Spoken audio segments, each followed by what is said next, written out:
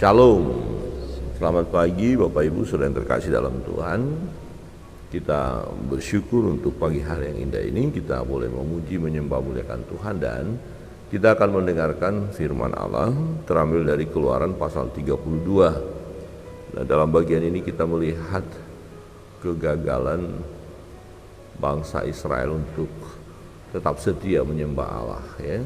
Kita tahu bahwa ketika Musa menghadap Tuhan dan Musa belum turun, mereka langsung membuat lembu emas, ya, untuk mereka sembah. Mari kita melihat firman Tuhan, Keluaran 32 ayat 1 saya baca, ayat 2 Bapak Ibu Saudara terkasih dalam Tuhan. Kita renungkan bagian firman Tuhan ini. Keluaran pasal 32. Ketika bangsa itu melihat bahwa Musa mengundurkan turun dari gunung itu, maka berkumpullah mereka mengerumuni Harun dan berkata kepadanya, "Mari buatlah untuk kami Allah yang akan berjalan di depan kami, sebab Musa ini orang yang telah memimpin kami keluar dari tanah Mesir. Kami tidak tahu apa yang telah terjadi dengan dia." Lalu berkatalah Harun kepada mereka, "Tanggalkanlah anting-anting emas yang ada pada telinga istrimu, anakmu laki-laki dan perempuan, dan bawalah semuanya kepadaku." Lalu seluruh bangsa itu menanggalkan anting-anting emas yang ada pada telinga mereka dan membawanya kepada Harun. Diterimanya itu dari tangan mereka, dibentuknya dengan pahat, dan dibuatnya daripadanya anak lembu tuangan. Kemudian berkatalah mereka, "Hai Israel, inilah Allahmu yang telah menuntun engkau keluar dari tanah Mesir." Ketika Harun melihat itu, didirikannya lah mezbah di depan anak lembu itu. Berserulah Harun, katanya, "Besok hari raya bagi Tuhan." Dan keesokan harinya, pagi-pagi maka mereka mempersembahkan korban bakaran dan korban keselamatan. Sesudah itu duduklah bangsa itu untuk makan dan minum. Kemudian bangunlah mereka dan bersukaria. Berfirmanlah Tuhan kepada Musa, "Pergilah, turunlah, sebab bangsamu yang kau pimpin keluar dari tanah Mesir telah rusak lakunya." Segera juga mereka menyimpang dari jalan yang kuperintahkan kepada mereka. Mereka telah membuat anak lembu tuangan, dan kepadanya mereka sujud menyembah dan mempersembahkan korban, sambil berkata, "Hai Israel, inilah Allahmu yang telah menuntun engkau keluar dari tanah Mesir." Lagi firman Tuhan kepada Musa, "Telah kulihat bangsa ini, dan sesungguhnya mereka adalah suatu bangsa yang tegar tengkuk. Oleh sebab itu, biarkanlah aku supaya murkaku bangkit terhadap mereka, dan aku akan membinasakan mereka, tetapi engkau akan kubuat menjadi bangsa yang besar." Lalu Musa mencoba melunakkan hati Tuhan Allahnya dengan berkata, "Mengapakah Tuhan murkamu bangkit terhadap umatmu yang telah kau bawa keluar dari tanah Mesir dengan kekuatan yang besar dan dengan tangan yang kuat? Mengapakah orang Mesir akan berkata, Dia membawa mereka keluar dengan maksud menimpakan malapetaka kepada mereka dan membunuh mereka di gunung dan membinasakannya dari bumi? Berbaliklah dari murkamu yang menyala-nyala itu, dan menyesallah karena malapetaka yang hendak kau datangkan kepada umatmu." Bersama-sama, ingatlah kepada Abraham, Ishak, dan Israel, hamba-hambamu itu, sebab kepada mereka engkau telah bersumpah demi dirimu sendiri dengan berfirman kepada mereka, "Aku akan membuat keturunanmu sebanyak bintang, dan seluruh negeri yang telah kujanjikan ini akan kuberikan kepada keturunanmu supaya dimilikinya untuk selama-lamanya." Amin. Bapak Ibu Saudara yang terkasih dalam Tuhan, kita melihat bahwa bangsa Israel ini, umat pilihan Allah ini adalah umat yang tegar tengkuk. Dan Tuhan sendiri yang berkata di ayat 9, "Lalu firman Tuhan kepada Musa, telah kulihat bangsa ini, dan sesungguhnya mereka adalah suatu bangsa yang tegar tengkuk, keras kepala, ya, yang tidak mau taat, ya." Jadi jelas sekali baru Musa belum turun dari gunung, ketika Musa menghadap Allah, mereka sudah memberontak, mereka sudah mengadakan penyembahan berhala. Ya, padahal Tuhan sudah katakan jangan ada Allah lain padamu untuk disembah, hanya satu Tuhan, satu Allah yang harus disembah. Tetapi faktanya mereka ya membuat Allah lain yang sesungguhnya bukan Allah, kemudian mereka menyembah, dan untuk itu mereka siap berkorban. Wah, ini luar biasa ya. Ya, mereka melepaskan anting-anting mereka yang terbuat dari emas, kemudian mereka buat lembu dari emas ya. Lalu berkatalah Harun kepada mereka, tanggalkanlah anting-anting emas yang ada pada telinga istrimu, anakmu laki-laki dan perempuan, dan bawalah semuanya kepadaku. Lalu seluruh bangsa itu menanggalkan anting-anting emas yang ada pada telinga mereka dan membawanya kepada Harun. Diterimanya itu dari tangan mereka, dibentuknya dengan pahat, dan dibuatnyalah daripadanya anak lembu tuangan. Kemudian berkatalah mereka, hai Israel, inilah Allahmu yang telah menuntun engkau keluar dari tanah Mesir. Ini kan keterlaluan ya.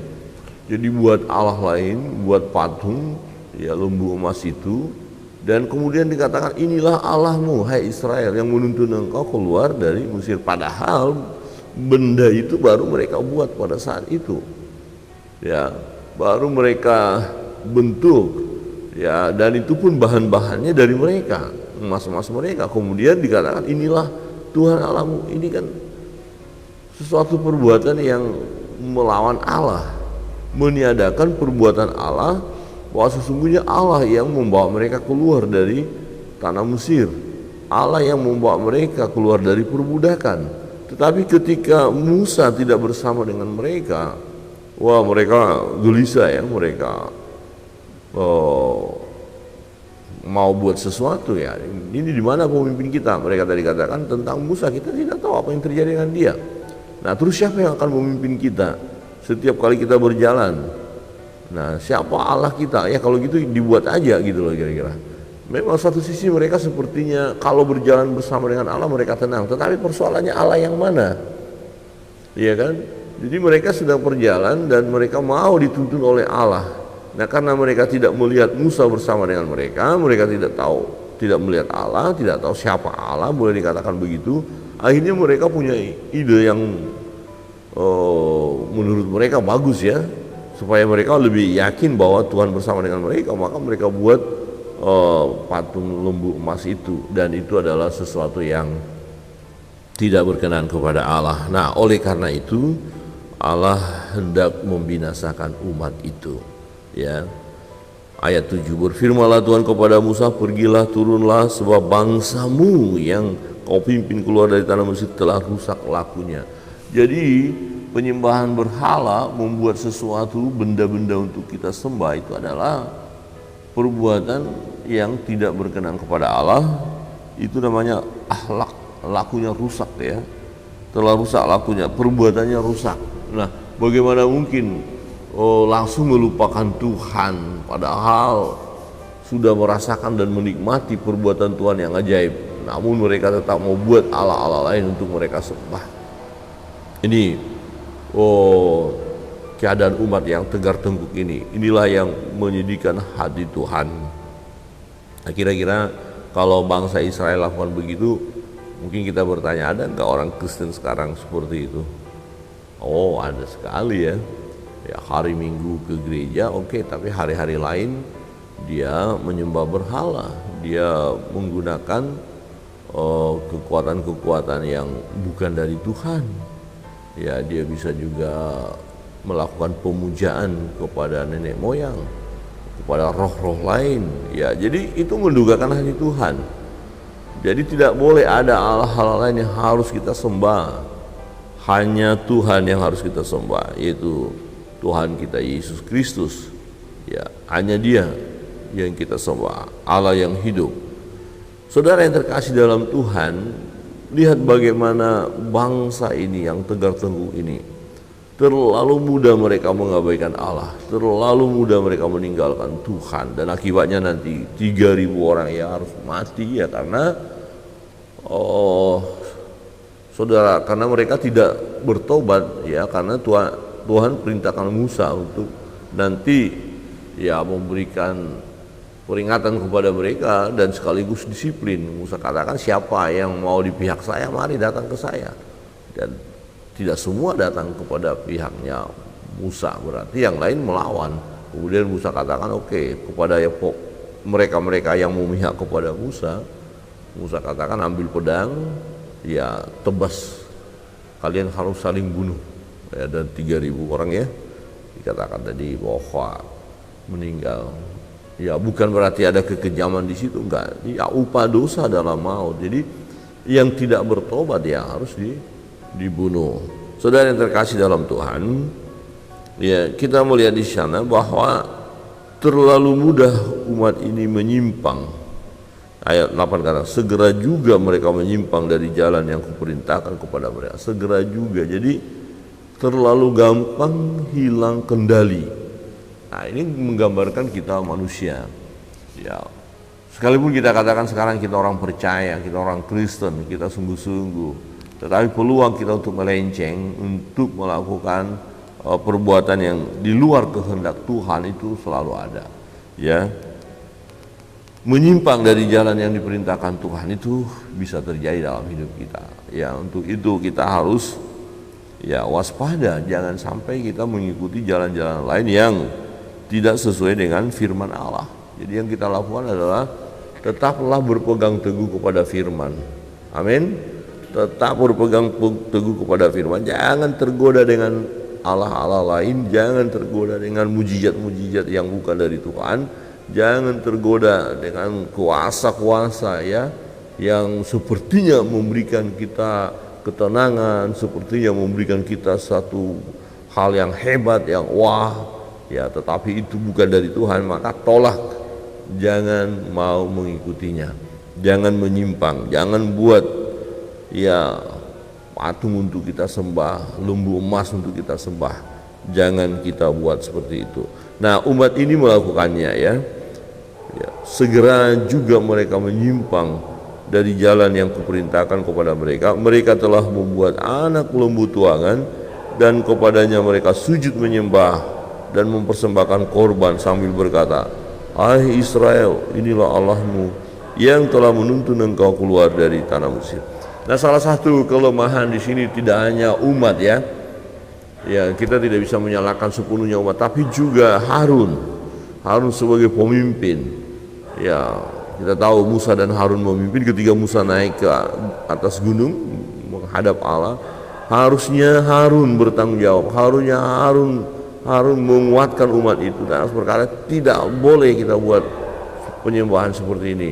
Harun semestinya tetap setia kepada Tuhan, tetap melakukan firman Allah, tetap berpegang. Tetapi faktanya tidak. Harun yang berkata, oke, kalau begitu anting-anting emasnya keluarkan dan kita buat ya. Jadi kesalahan pemimpin ini berbahaya sekali ya. Jadi kalau seorang pemimpin sempat melakukan kesalahan, apalagi pemimpin rohani, wah ini sangat fatal ya.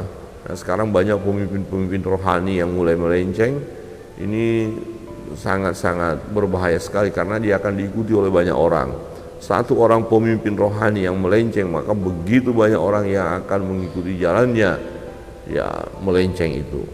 Jadi kita harus memperhatikan setiap langkah-langkah kita, jangan sampai kita terseret menyembah berhala, terseret ya meninggalkan Tuhan, terseret dengan ajaran-ajaran yang menyesatkan. Saudara yang terkasih dalam Tuhan, kita melihat Harun terlalu lemah ya terhadap bangsa itu. Dia mengikuti bangsa itu, bahkan dia setuju dengan ide bangsa itu supaya mereka buat Allah. Bagaimana bisa seseorang buat Allah? Ya, tetapi faktanya inilah yang dilakukan oleh bangsa ini. Mereka adalah bangsa yang tegar tengkuk. Saudara yang terkasih dalam Tuhan, mari dalam perjalanan hidup kita tetaplah setia kepada Tuhan. Jangan melenceng, jangan buat sesuatu untuk disembah. Yang hanya layak disembah adalah Allah Bapa, Anak dan Roh Kudus, Allah yang kita sembah dalam nama Yesus Kristus Tuhan. Nah, akibat perbuatan mereka selalu ada ya, maka nanti akan banyak yang mati kena bunuh. Nah, menarik juga satu lagi bahwa Musa ya berbeda dengan Harun. Harun tadi mengikuti umat, tetapi Musa berdiri di atas kebenaran ketika Tuhan akan melenyapkan bangsa itu dan akan memberikan ya, keturunan kepada Musa. Ya hanya dia nanti yang akan meneruskan. Tetapi Musa tidak menerima seperti itu ya, tidak langsung senang ya bunuh saja mereka, tidak. Tetapi Musa mempertahankan bahwa umat ini adalah umat pilihan Allah. Ya, Musa memohon belas kasihan Tuhan. Bahkan menarik sampai dia berkata, demi bangsa itu, demi umat itu, biarlah nama saya saja dicoret ya dari kitab itu. Wah, nama saya dicoret, nama saya. Jadi ini ada kerelaan berkorban demi umat.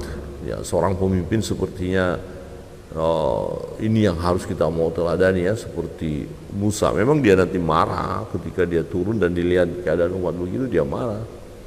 Wajar marah ini adalah marah karena melihat ketidakbenaran. Dan walaupun dia marah, dia tetap mengasihi umat itu, mengasihi bangsanya, dan dia rela berkorban ya. Jadi nama saya dihapus saja nggak apa-apa. Yang penting nama-nama mereka jangan dihapus ya. Itu kan luar biasa ya. Ya ini yang harus kita teladani. Bukan seperti Harun yang mengikuti situasi ya, mengikuti kehendak umat, dan dialah yang membawa akhirnya umat itu kepada penyembahan berhala.